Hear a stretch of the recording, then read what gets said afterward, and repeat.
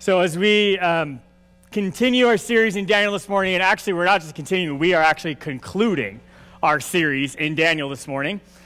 So next Sunday we will start a new series titled The Kingdom of Heaven. And we're going to start at towards the beginning of the Gospel of Matthew, and we're going to work through the different miracles and parables of Matthew, and we will conclude that journey on Easter Sunday as we look at, again, the crucifixion and the resurrection in the Gospel of Matthew. So realizing, again, that will be a 6-week series, so we are, as of next week, 6 Sundays away from Easter. And so as we already continue to think about that and prepare our hearts again for Easter, you can already start to think, again, prepare yourself, but also realize that this is a huge opportunity when our kind of post-Christian culture focuses on church for this holiday. And so, again, a great opportunity to talk with your friends and your family and your neighbors and coworkers and things about, again, about what we will be doing here around Easter. And again, we'll have a full schedule out for you and all those things. But again, kind of hard to believe that we're already preparing for Easter. But we will, again, start that series next week. So today, though, we are, again, continuing in Daniel as we conclude this series with Daniel chapter 6. And now, as we've already seen, as we've worked through this series and looked at these stories, there's a lot of famous and popular stories in the book of Daniel. And actually, Daniel 6, I think, is the most popular, and it's Daniel in the lion's den. And so as we see this story today, again, all of the themes and the concepts of the book kind of all flow into this story. So we're going to see that today. If you have your Bible with you, I'd invite you to open with me to Daniel chapter 6. And if you don't have your own Bible with you, there are Bibles available for you in the seat backs. And so feel free to grab one of those, open up with me. So we're going to look at this story as we kind of set the stage for what we all know is going to happen, right, in the lion's den. But again, we're going to look at it this morning. So we're going to start in Daniel chapter 6, starting at verse 1. All right, where it says, Darius the Mede decided to divide the kingdom into 120 provinces, and he appointed a high officer to rule over each province. The king also chose Daniel and 2 others as administrators to supervise the high officers and protect the king's interests. Daniel soon proved himself more capable than all the other administrators and high officers. Because of Daniel's great ability, the king made plans to place him over the entire empire. Then the other administrators and high officers began searching for some fault in the way that Daniel was handling government affairs. But they couldn't find anything to criticize or condemn. He was faithful, always responsible, and completely trustworthy. So they concluded, our only chance of finding grounds for accusing Daniel will be in connection with the rules of his religion. So the administrators and high officers went to the king and said, long live King Darius. We are all in agreement, we administrators, officials, high officers, advisors, and governors, that the king should make a law that will be strictly enforced.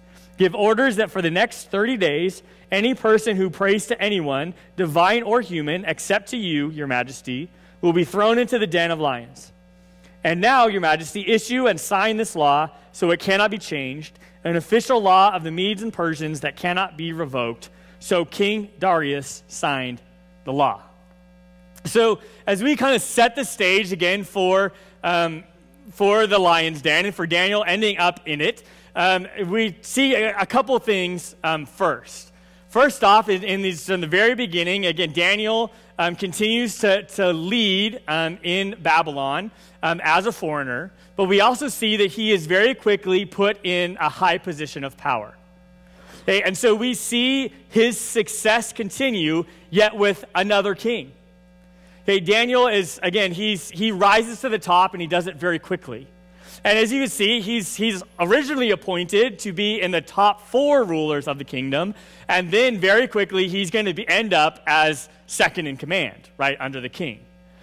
So as we see this success continue, then we also see that the other governors, the other 3, right, that were in the top 5, look at Daniel and say, hey, this guy's making us look bad. Because he's doing everything right. I mean, this guy doesn't do anything wrong, right? And in fact, it says they looked through everything. He literally went through an audit of all of his work, right? And they found nothing that they could complain about or that they could get him on. And so we see again, as they come to that, and the first concept then that we see play out in this, that we've seen already before, is that success brings jealousy, right? And these other rulers were jealous of Daniel. Okay, in fact, they just said, hey, the better this guy is, the worse we look. Since he doesn't cut any corners, you see every time we do, right? Or you see our laziness because compared to him, we are lazy. Right? And so they decide, hey, we've got to do something to get rid of this guy. Right? So as it says, right, they look, they try to find something, and he passes the integrity test. Right? So much so, they're like, hey, there's only one way we're ever going to get this guy. Okay, and that is if we deal with his religion. Okay, because once again, he comes out, there's racial undertones in this, there's political undertones in this, there's all of these things going on. They're looking at this Hebrew who is here in exile and how he keeps rising to the top and saying, we cannot continue. And so we've got to deal with this. And so that's exactly what they do. They go to the king and they say, and notice that they start out with a lie to the king. Right? Because what did they say? They went to the king and said, hey, all of our rulers, all of the governors, all of your official people, we all agree that you need this law. Now, that obviously is not true because Daniel would have been included in those rulers. Right? So they start out with a lie, and they present this to the king. Right? And then we see then that King Darius falls for the same trap that got all of his predecessors in trouble. And that is his arrogance as a leader. Right? He just signed the law. He didn't check up on it. He didn't follow through, he just believed them. He says, "Oh, I'm a leader. I've got this all going. They're telling me, they have to be telling me the truth because I'm such a great king that nobody would ever lie to me." Okay, and yet he didn't check the facts, right? Because as we are going to see in the story that he cared deeply for Daniel, right? And he never would have signed that law had he checked it out, because the first place he would have checked was with Daniel. But he didn't, right? He fell into the same trap as all of his predecessors before him. In fact, we see through this story, actually, King Darius is painted with a very positive brush. Okay, he's shown to be kind of the nicest king that Daniel's really ever served with, the way that the story's written. However, we see this hint of his arrogance as a leader, but we also can see that he was just as ruthless as all of the other kings, because the fact is there was no argument or question of what the punishment was going to be if this law was broken. Okay, again, they all knew what would happen if you break a law under this king. You would go to the lions. Okay, again, notice there's no debate about that. He's just like, oh yeah, which shows, right, that even the fact that he has a den of lions, right, and that everybody knows what happens when you're thrown into the den of lions, right, shows again that this guy was pretty ruthless in the way that he ruled, right, because Daniel was not the first and very likely not the last to end up in the den of lions. Right? And so this king, again, he fell into the same trap that got his predecessors in these earlier stories. And then, but we see he signs the law. And so now Daniel is set up. And so now we're going to continue on in the story then as we pick up in verse 10, where it says, "But then when Daniel learned that the law had been signed, he went home and knelt down as usual in his upstairs room. And with its windows open towards Jerusalem, he prayed 3 times a day, just as he had always done, giving thanks to his God. And then the officials went together to Daniel's house and found him praying and asking for God's help. So they went straight to the king and reminded him about his law. 'Did you not sign a law that for the next 30 days, any person who prays to anyone, divine or human, except to you, your majesty, will be thrown into the den of lions?' 'Yes,' the king replied, 'that decision stands. It is an official law of the Medes and the Persians that cannot be revoked.' And then they told the king, that man Daniel, one of the captives from Judah, is ignoring you and your law. He still prays to his God 3 times a day. Hearing this, the king was deeply troubled, and he tried to think of a way to save Daniel. He spent the rest of the day looking for a way to get Daniel out of his predicament. As we see through verse 14, okay, that Daniel is tested. Right, he comes to this point, right, where he learns about this law that has been given, right? And again, a law he did not know about before, because obviously he would not have been in support of it. And so he sees this law, and then what does Daniel do? Okay, Daniel's faced with a choice, and what Daniel does is he does not waver despite the consequences. He knew exactly what the consequences would be. Right, and yet he did what he had always done. In verse 10, again, it says that again, Daniel learned that the law had been signed, and he went home and he knelt down as usual in his upstairs room with its windows open towards Jerusalem. And he prayed 3 times a day, just as he had always done, giving thanks to God. So again, I put it on your outline so you could underline these phrases, as usual. And just as he had always done. Right? As you underline those phrases, we realize, right, that where Daniel's success has come from. Right? We see that, again, he had prayed, and he'd prayed all the time, and he had sought God, and through his power and his spirit was where his success came from. And notice that, again, this law was given. He knew the consequences of him praying, but he still did it. He continued in his daily routine.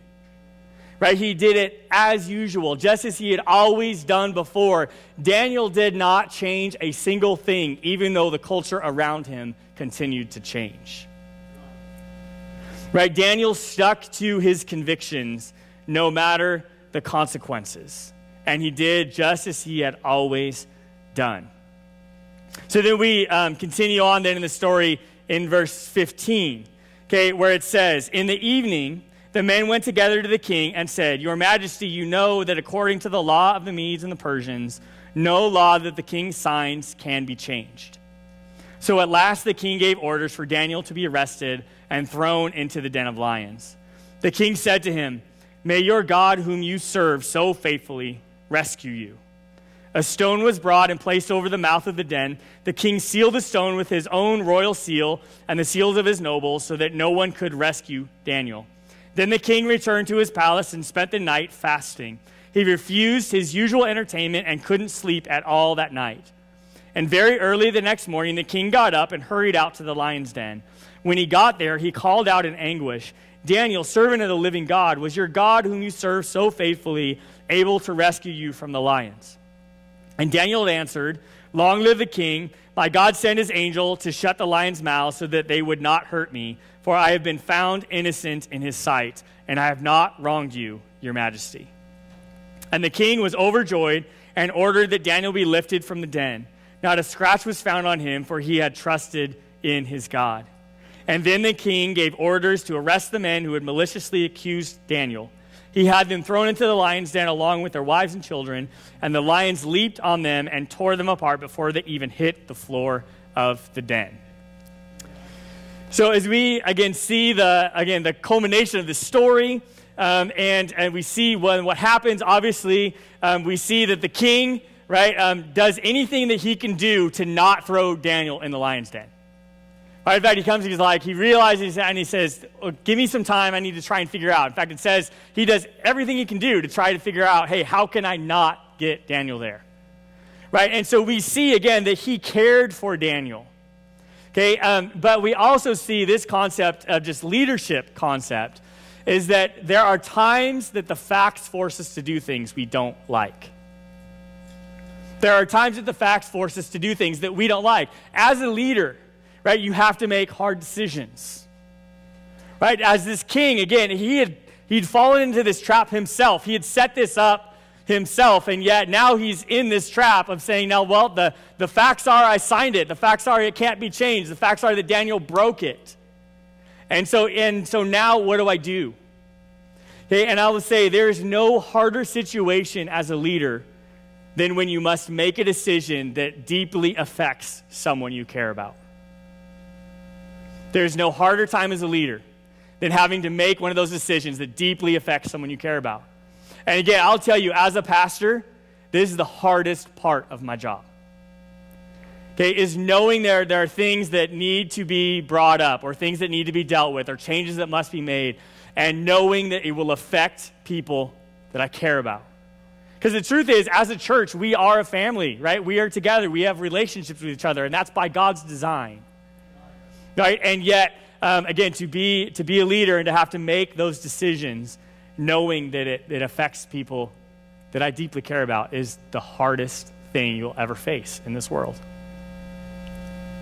And as we think about that and realize that, we see then that this, again, we recognize the depth of the care that this king had for Daniel, right? For a foreigner, for somebody who served, again, a God that was not in this culture. In Daniel 6:16, again, we see, so at last the king gave orders for Daniel to be arrested and thrown in the den of lions. And then again, we see then what's his statement to Daniel before he puts him in the lion's den. He has to do this thing he does not want to do, right? He says, "May your God, whom you serve so faithfully, rescue you." Again, Daniel's reputation, right, and testimony of who God is, once again, goes all the way to the king. Right, him saying, "Hey, my hands are tied. I have to throw you in here, but the God that you serve, I think, can help you because I can't." Right, and he did. He threw him into the lion's den. And then we see once again this theme that we've seen throughout of the fact that God is bigger than human decision. Right, that God has more power than any human, no matter what their title, no matter where they are in the ranks of culture. God is more powerful, right? And God is sovereign.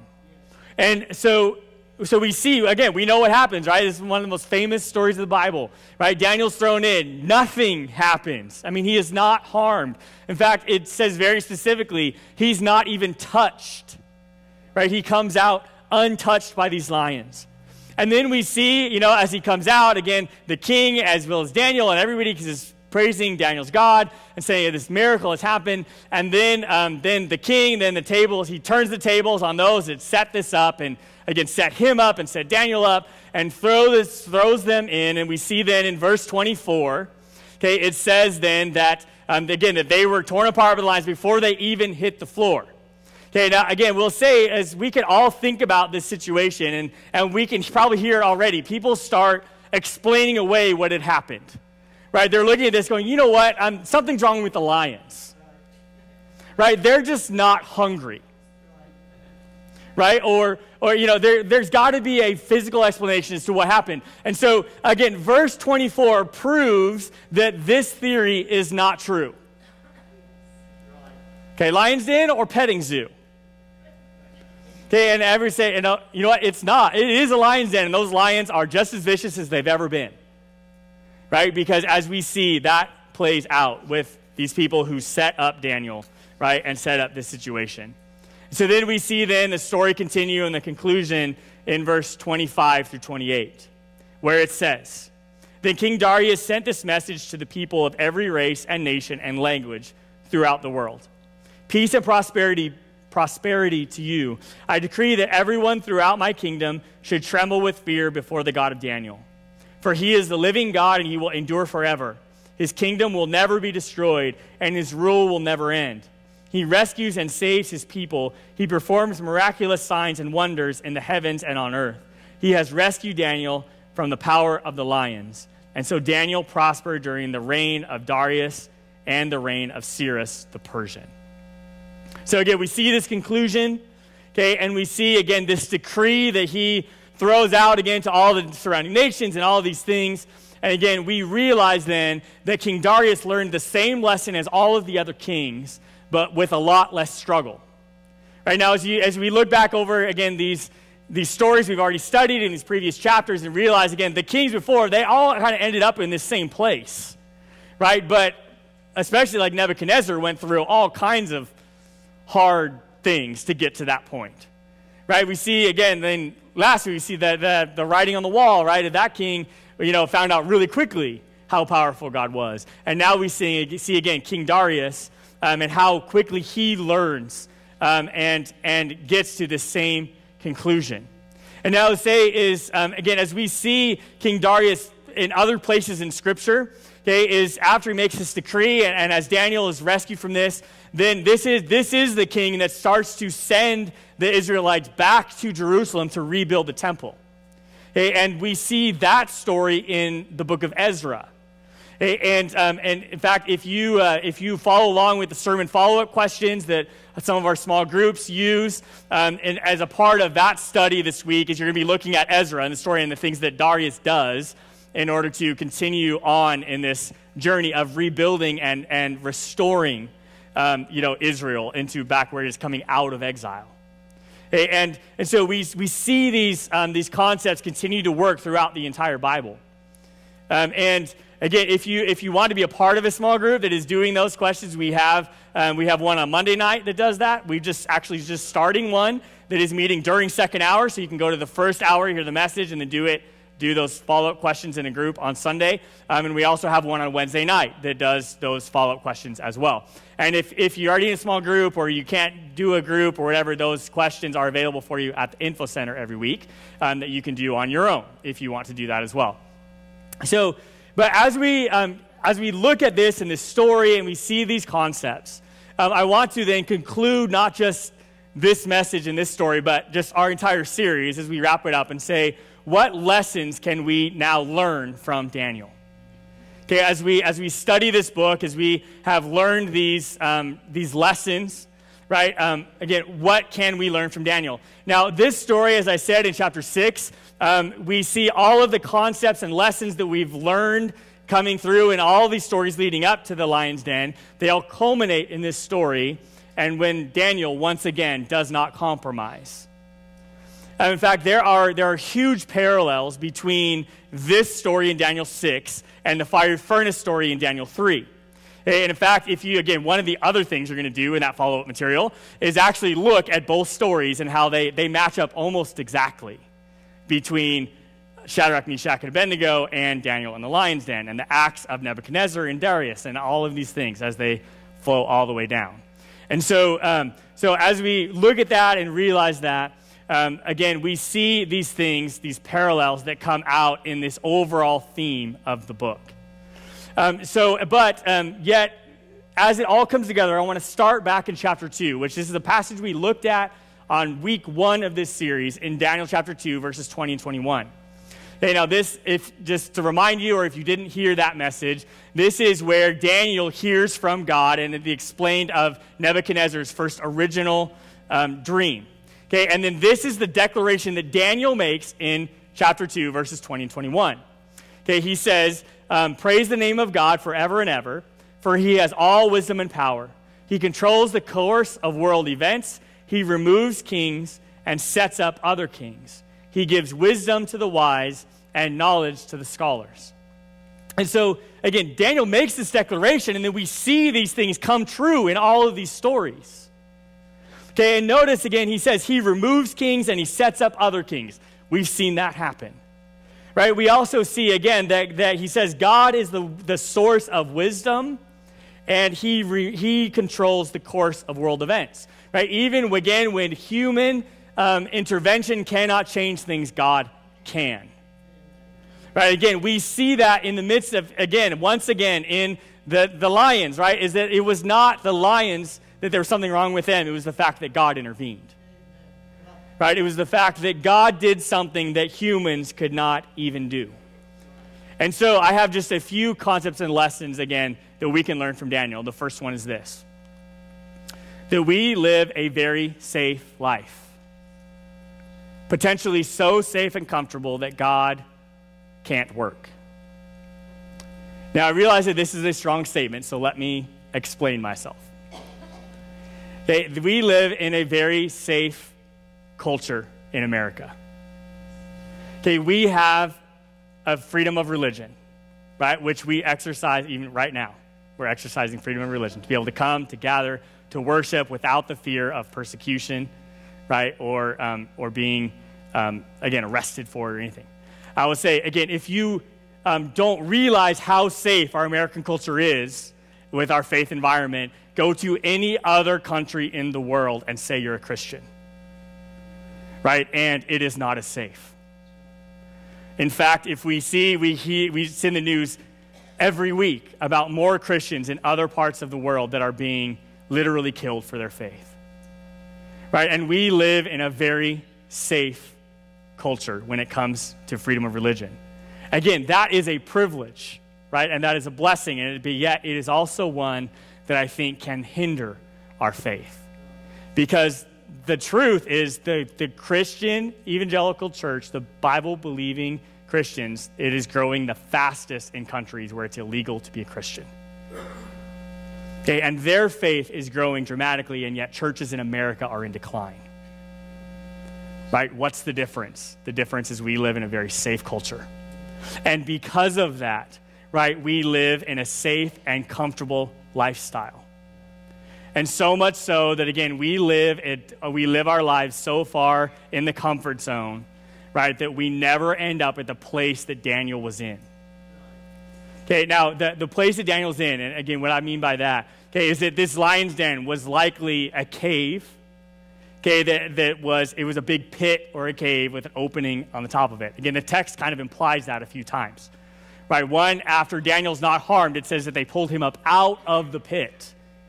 Right, at the end, again, when they throw in the other people, it says that they were torn apart before they hit the floor of the den, so they were being come in from the top. Right, now, again, I found this picture that probably kind of best illustrates probably what it was like. Okay, it was a cave, again, kind of the hole at the top of it. Now, there was several years back where God convicted me, right, in my own faith and about how safe I was playing my faith. And again, I was teaching this story literally to a small group of guys. And as I was reading and studying and doing that, it hit me that about what was going through Daniel's head when he hit the end of the rope as they were lowering him into that den of lions. And again, think about what do you think was going through? Obviously, he was probably praying, right? And also thinking, but he was at the point, was like, God, I'm about to let go of this rope. I can't do anything else. You have to act. Right? I've been faithful. I've done everything I can do. And now only you can get me out of this. Right? And again, there's a deep conviction within me about how safe am I living my life and my faith. So safe that I never get to that point. Right? When it's like, God, I need you to work because nothing else will work.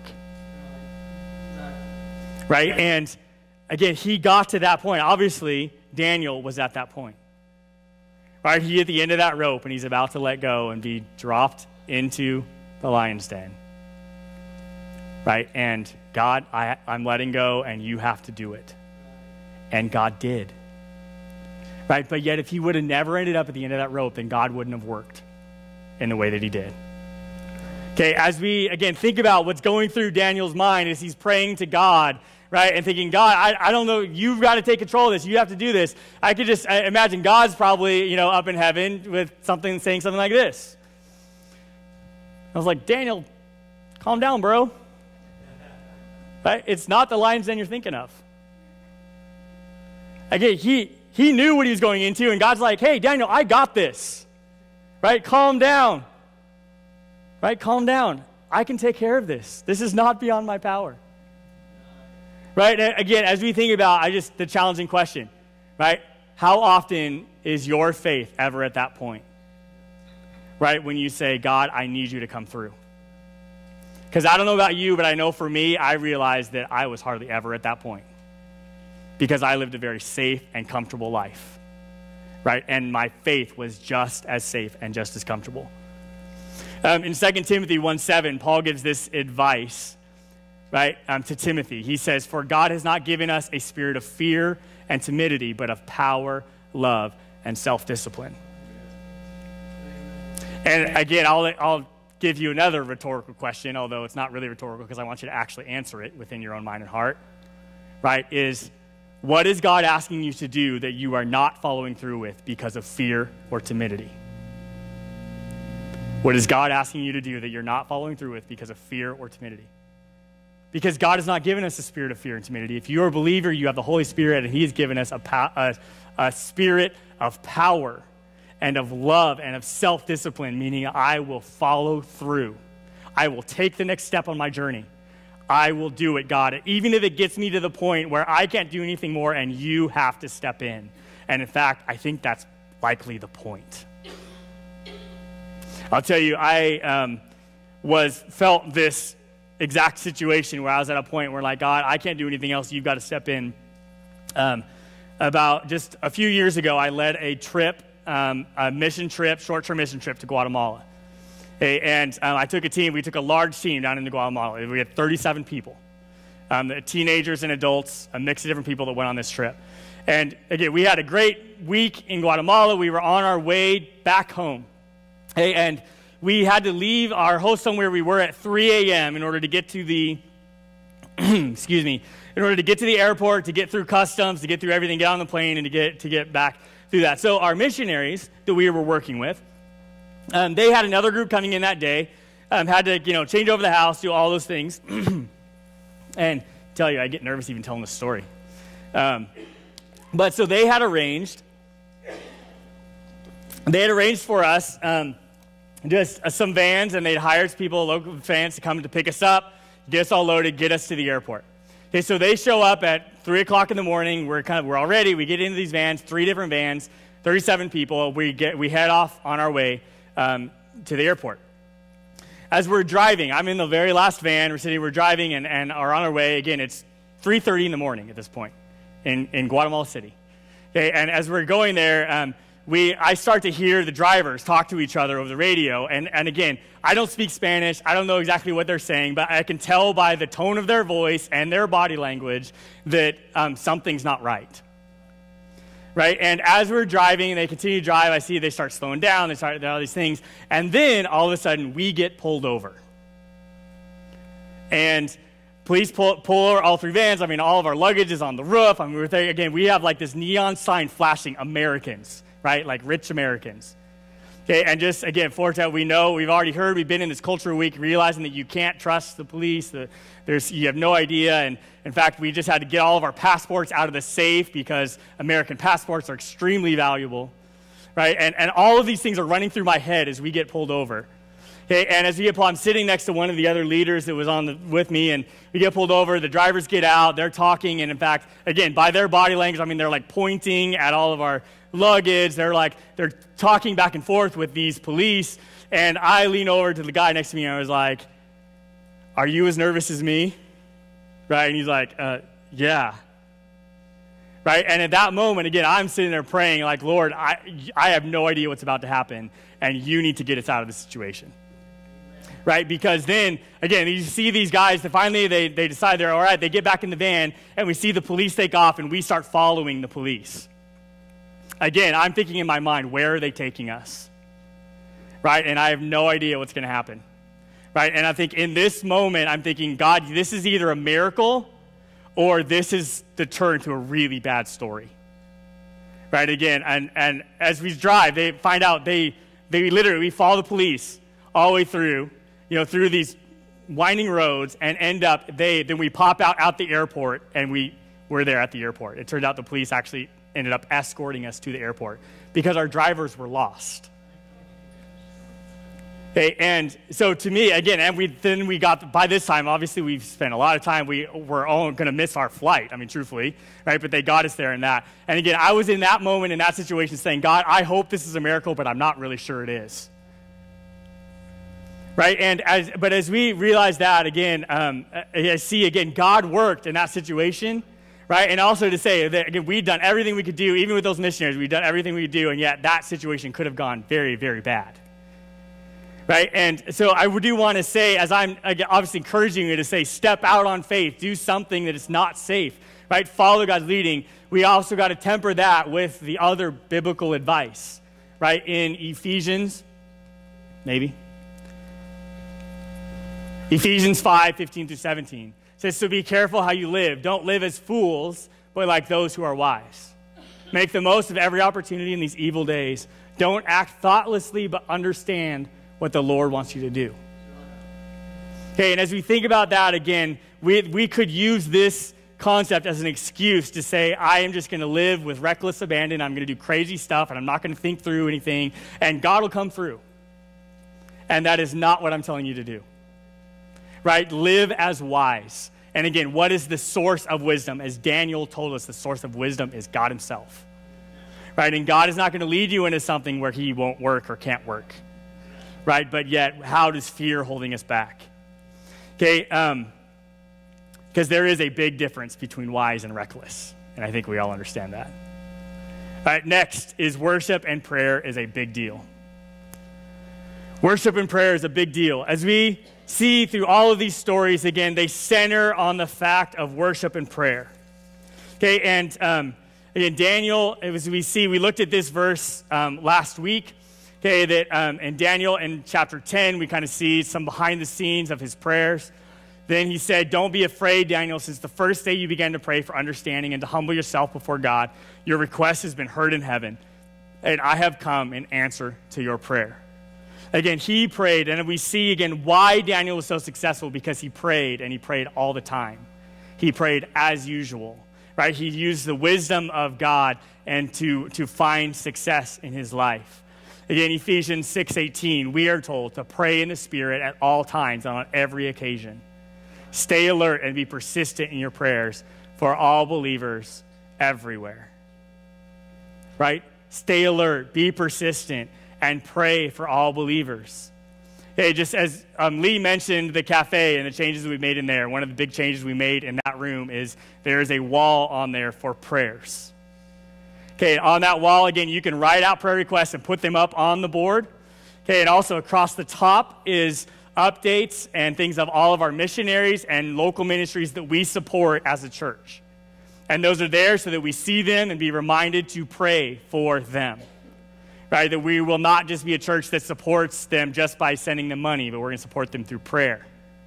Right, and be reminded of that. And just as, again, as we use that room for meetings or for whatever it would be, that it's out there right in the middle of everything, so we see it and are reminded to pray. Right, and so again, that's the intention of that, is that we use that prayer wall and use it and pray all of the time. Next is that success can bring just as many problems as laziness or avoidance, but the truth will win out. Okay, again, we see that in here. Again, God's truth wins out over and over and over again for Daniel, right, and for his friends, and the same will be true for us. Because the truth is, success will bring us problems as much as laziness or avoidance. Again, if we avoid doing what God wants us to do or are lazy and don't follow through with what God wants us to do, we will have problems. If we follow what God wants us to do, we will still have problems. There'll be different problems, right, but we will have problems. In fact, Jesus tells us in John 16:33, here on earth you will have many trials and sorrows. That's great news, isn't it? Right? But that's not the end of the thought, right? The end of the thought is, but take heart, because I have overcome the world. Yeah, these are the words of Jesus. He's saying, you will have problems, but I am bigger than your problems. So you can take heart in that.